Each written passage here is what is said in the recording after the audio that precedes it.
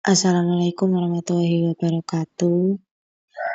Perkenalkan, nama saya Cahya Arifatunisa, akhiran NIM 185.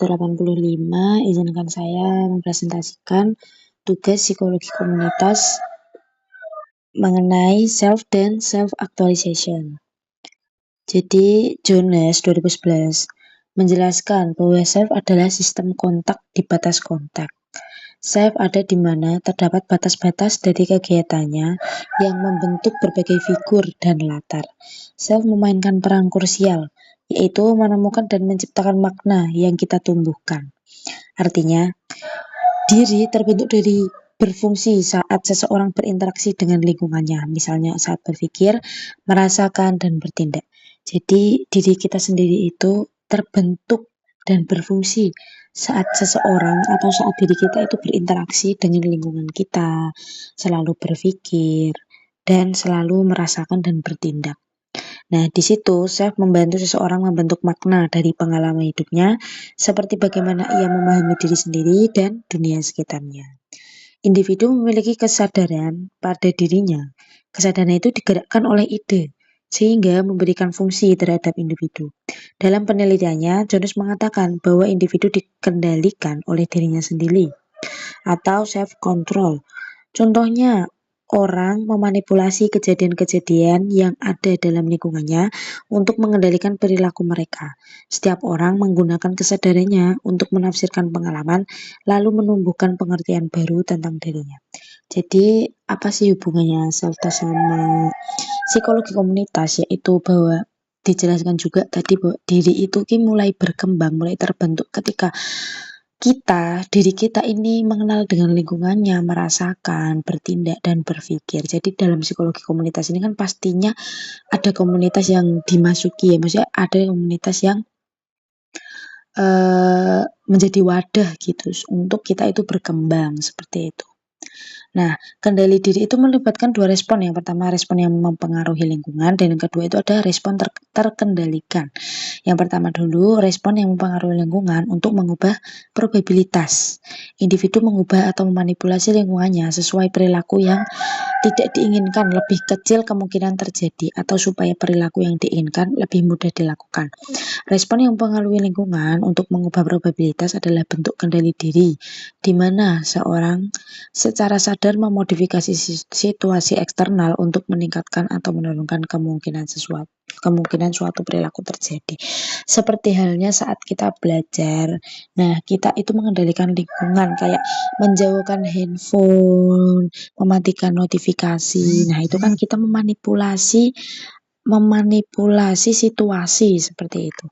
Yang kedua ada respon terkendalikan. Respon terkendalikan adalah perilaku yang ingin diatur atau dikendalikan oleh individu sendiri.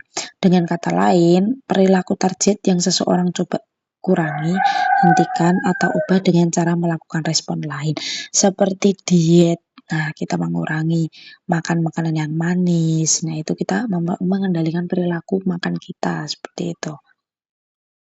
Nah, aktualisasi diri terjadi ketika seseorang mengetahui dengan jelas siapa dirinya, apa yang penting bagi dirinya, dan dengan siapa atau dengan apa ia ingin terhubung. Nah, identifikasi, mengenali diri, dan menerima bagian dari diri sendiri, misalnya nilai, minat, atau tujuan hidup.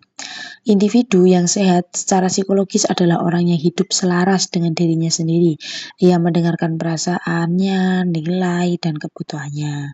Ia tidak menekankan atau menghambat kreativitas dan potensinya hanya karena tekanan dari luar.